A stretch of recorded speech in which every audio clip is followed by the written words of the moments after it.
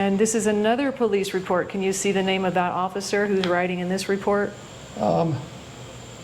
Stucky, Henry Stucky. And what does Mr. Stucky say? Stanley had a small piece of blue cloth which appeared to be a piece of a breast pocket of a police uniform. Oh, man. We're with Stan Romanek in a hospital in Denver. Do you know what today is, Stan? Today is the April 6, 2025. And why are you in the hospital? Because I had a bad flare-up of something called CIDP, or Guillain-Barré syndrome. And it got bad enough that it almost killed me. So they put me in the hospital. I couldn't swallow. My autonomic dysfunction went crazy. My heart went crazy, and having a hard time breathing and all kinds of stuff. What does it actually do to your day-to-day living? Like, what were some of the things that was impacting? Being able to walk is one of them. Being able to breathe is another. My heart would race really, really fast and then stop racing. Autonomic nervous system affects your heart rate and your ability to sweat and all kinds of other things. And your blood pressure goes crazy and then suddenly drops real low. And then because I have a partially paralyzed diaphragm on my right side, it's hard to breathe. And when I get these flare-ups, it pretty much shuts me down. And then you have a gallbladder issue as well? Yeah, I do. It's nothing they're going to work on now because of the autonomic dysfunction. What about your eating? Can you eat normally? No, not right now. I haven't been able to eat. I've been kind of pushing through this for the past year, and it got to the point, probably over a year, blowing it off because I don't like hospitals. And it got to the point about a month or 2 months ago where I couldn't eat anything because it started shutting down my digestive tract and my ability to swallow. Have you lost any weight? Yes, I've lost 43 pounds or something like that in the past 3.5 weeks. 43 pounds in the past 3.5 weeks? Yeah. The sad thing is, when I was in the hospital, when I had C. diff and MRSA, and I started complaining about how infested Larimer County Jail was and the halfway house was with bed bugs and maggots and everything. They tried to get me kicked out of the hospital, and then they got me kicked out for complaining, got me kicked out of the halfway house, and added on to my probation because I complained about the bed bugs. So you complained about the bed bugs, but when you went to the hospital because you were sick from the bed bugs, did they find any direct evidence of? Yes, they found photos, and I mean, not photos, they found bed bugs. They have photos of the bed bugs on my body. Who took the photos? The nurses and the doctors did. I was infested from being in Larimer County, and they didn't care. People were dying. One guy lost a leg and died, and anybody that complained, they got rid of. Okay, what happened a few days after your arrest? So you were at home. You were arrested, and then you went home, and what happened a few days after that when you went to check the mail? Oh, yeah. There were, on February 14th, I went to go get the mail and was jumped by 3 people. I don't remember much because they beat the crap out of me. And I remember struggling and grabbing one of them, and I pulled their pocket off. And then I ended up in the hospital, had a really bad concussion, and I had like 40 stitches in my arm and some stitches in my head. I ended up with a pretty seriously bruised and damaged liver from it, and damaged optic nerve. So when you went to get the mail, it was dark outside, and you get jumped.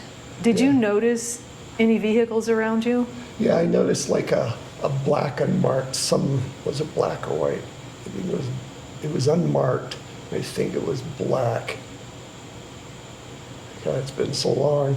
But I remember, because they knocked me out, and I don't remember much for hours that whole couple days after that. I just remember bits and pieces, but I remember a broken beer bottle, and they were, because I was struggling, and they smashed a beer bottle over my head and got my arm with it, and cut my arm. And then I remember it was an unmarked, something unmarked. It looked, I don't remember seeing a license plate. And then, yeah, that was pretty much it. That's all I remember.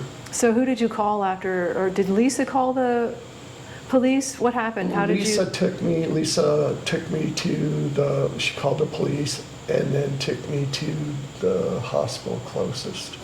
And they said I had a concussion, and they stitched up my arm and my head and stuff. So when she called the police, who arrived to investigate the assault against you? It wasn't Koopman, it was another detective. Was it still the Loveland Police Department? It was Loveland Police Department, yeah.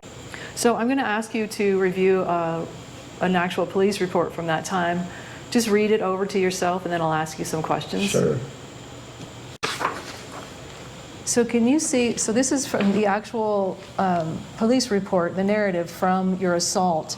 And can you read this down here at the bottom, the officer who is reporting on this particular narrative? It says Officer Younger, Tim Younger. And then can you read this out loud for the The people? bottom part says, Lisa gave me a glove with a piece of cloth inside it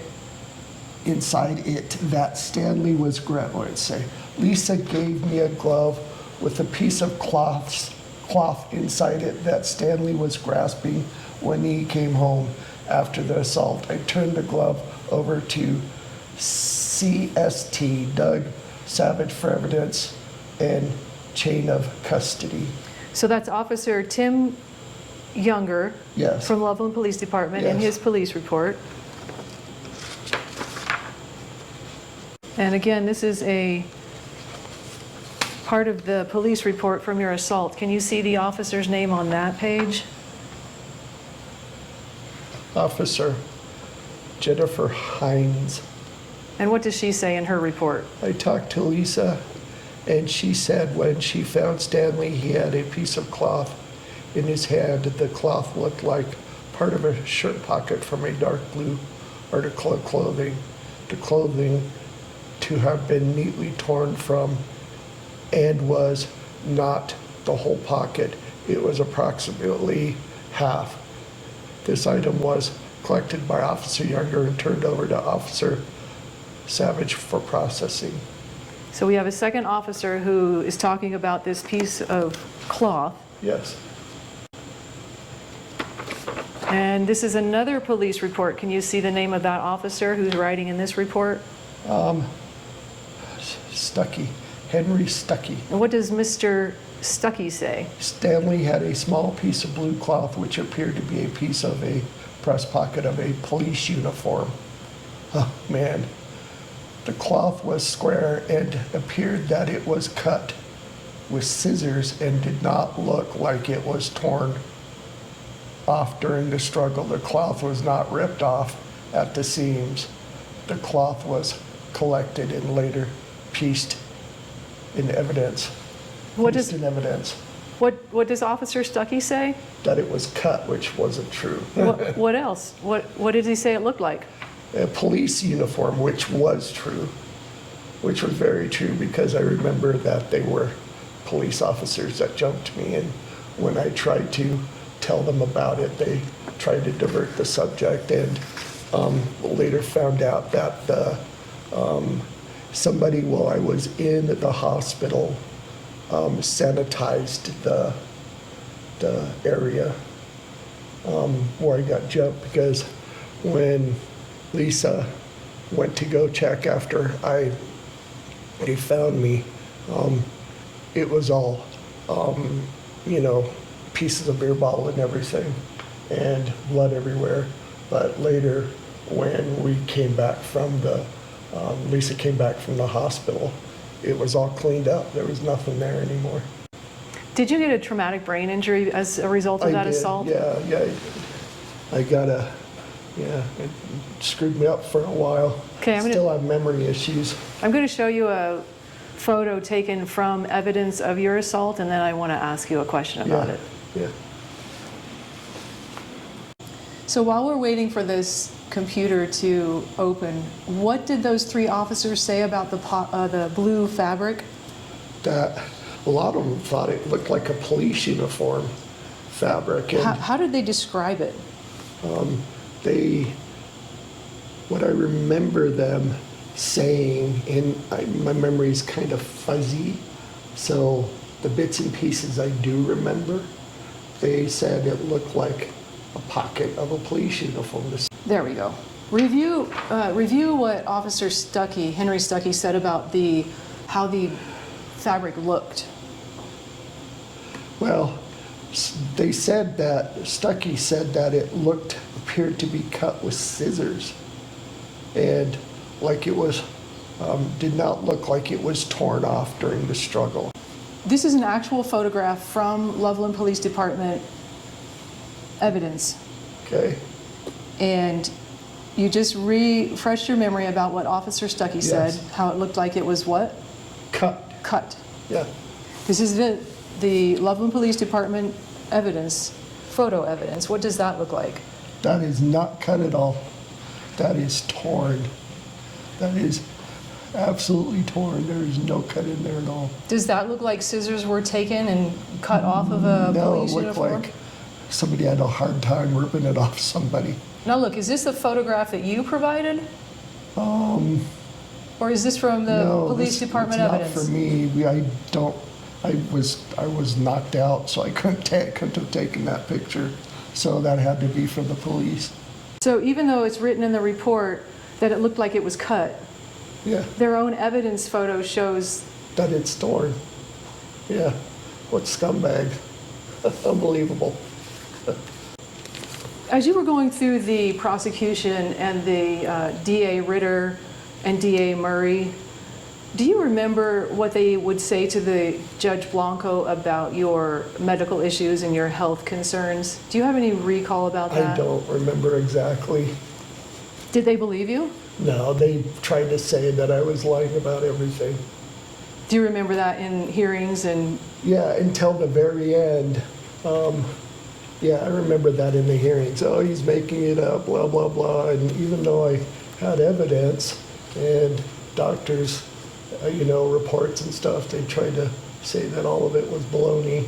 I'm going to give you another record, official record from the court transcript. Okay. Do you remember what happened in November of 2020, so 5 years ago? Do you remember which hearing that was? It was a substantial hearing. It was a 35C hearing or an appeal hearing, I don't remember. Yeah, so it was, your 35C hearing was in 2023, but So it was appeal hearing then? no, in 2020 you had a resentencing hearing. Oh, yeah, that's right, a resentencing for, yeah. So I'd like you to read this. This is an actual quote from Deputy District Attorney Josh Ritter at the resentencing hearing on November 30th of 2020. I want you to read that to yourself, Okay. and then I'll ask you about it. Wow. Wow, what? He says that I am sick and that after looking at the medical records that suggest that they are anything, I have found that those documents that suggest that they are anything but authentic, and it's based on my conclusion that they are authentic. Said that they are authentic. This is why I proposed and agreed to the fairly unusual stipulated sentence. That's all. So the district attorney who prosecuted you basically for, let's see, 2014, for 6 years he prosecuted you. Yes. And 6 years later, he finally admits that he spent enough time reading the record in your case that he used to prosecute you. 6 years later, he says he believes what you're saying. Yes. That's what's definitely it says there, which is crazy. I mean, should have believed me in the first place. I wouldn't have had to suffer so much. It's not fair that these people just throw people away like that. And Why do you think District Attorney Josh Ritter put that on the record? maybe to save his own butt, I don't know. I'm sure, because, I mean, what I'm going through is absolutely real and horrible. And maybe he felt guilty. How does it make you feel now in 2025, years after you were maliciously prosecuted and wrongfully convicted? How does that make you feel when you hear a district attorney say that about you? It kind of enrages me because they should have said it in the first place. You know, a day late and a dollar, you know that saying, a day late and a dollar short. Well, why couldn't they have done the right thing in the beginning? Why aren't they doing the right thing now? Why do they continue to let me suffer, to hide their misdeeds? It's not right. I mean, what they did is not right. I remember Brian Koopman telling the jury that I admitted to being guilty. I never, ever said that. Ever, ever, ever. And then, I catch my breath. And then Take your I time. remember him in front of my stepkids and my wife when they raided my house, winking at us and saying, people in your position kill themselves all the time. Brian Koopman said that to Yes, you? Brian Koopman said that to me and my wife and my stepdaughter. And what kind of person does that? So you, to this day, maintain that you are innocent? Yes, absolutely. Yeah, and I will never, ever admit to something I didn't do because it's wrong. It's not right.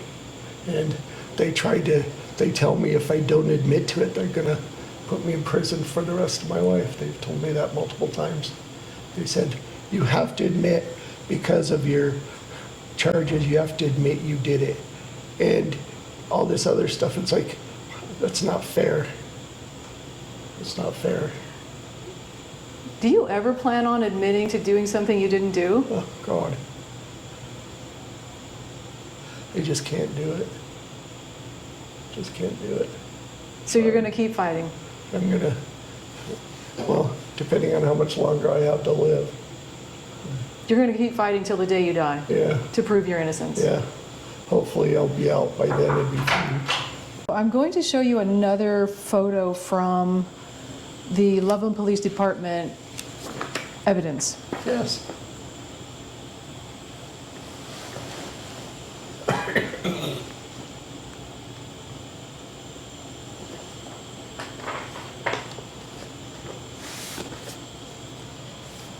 Oh, yeah. Can you see that? Yes, I can. What, do you remember when that happened?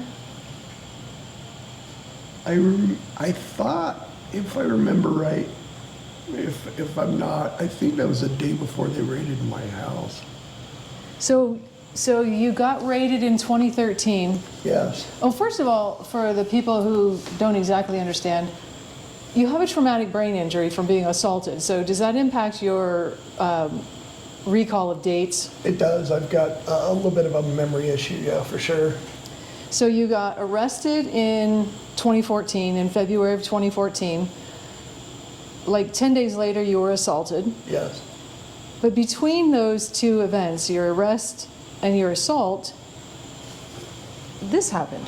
Oh, yeah, that's right. You're right. So you got assaulted after, describe what you see here. It says die, the word die on it. Where was that? D-I-E on my front door and an X on my garage. What color is the X? Red. So those two events, how did you find them? Neighbors complained about it. Somebody sprayed a swastika on my garage door, or was it on my front door? On my front, somebody sprayed a swastika on my door. So neighbors called you and said, What's up with this? What's going on? And I looked, and we had to get, I tried fingernail polish remover and lighter fluid to try to get it off, scrub it off. So, yeah. so people were not only maliciously prosecuting you, Other people were what, after they, Harassing me. Oh yeah, we were harassed. We've been harassed so much. Even before this, we were harassed, and our house was broken into and stuff. Especially, when we moved to northern Colorado, it got so bad. It was just a nightmare, and we called the police all the time, and they pretty much ignore us. so just to be clear,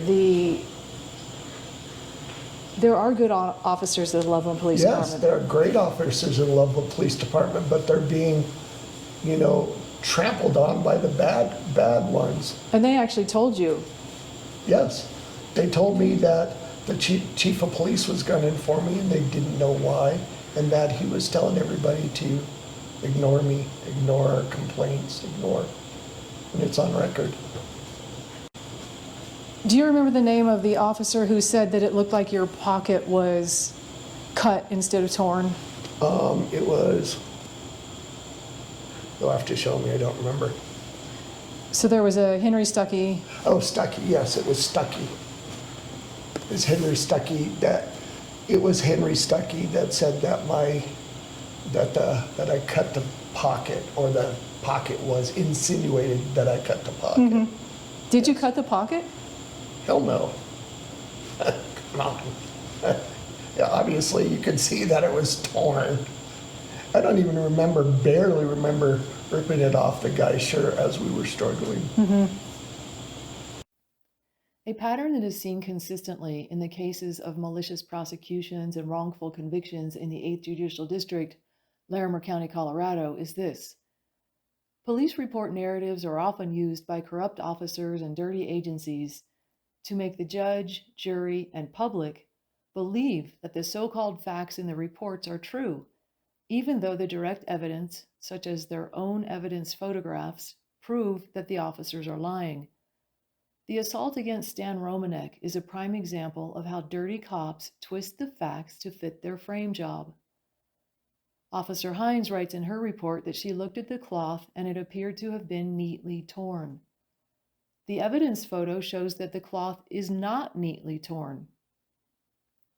Officer Stucky writes in his report that the blue cloth was cut with scissors, did not look like it was torn off during a struggle, and that it was not ripped off at the seam.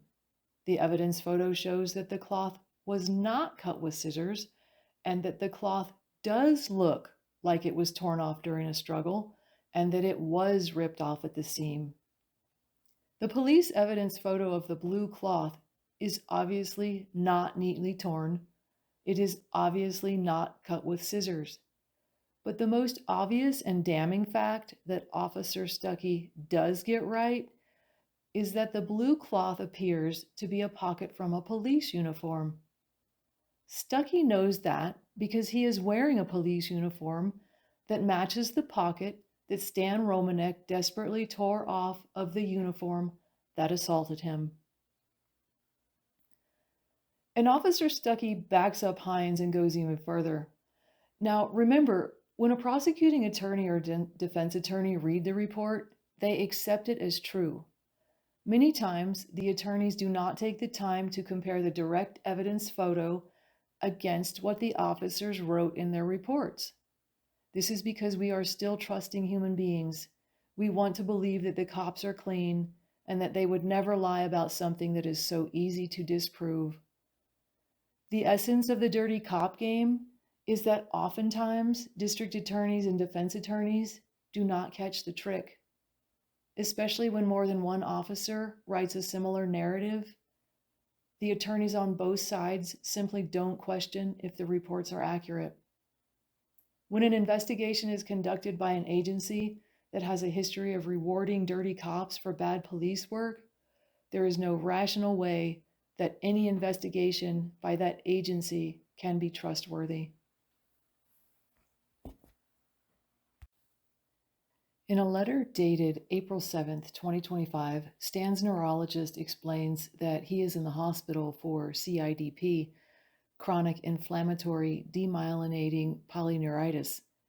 CIDP is a serious and dangerous illness that affects the nervous system and can cause paralysis, affecting any part of the body and the ability to breathe, swallow, or talk. It can also cause autonomic dysfunction, affecting the heart and organs. This is a lifelong illness, and patients with CIDP must be constantly monitored.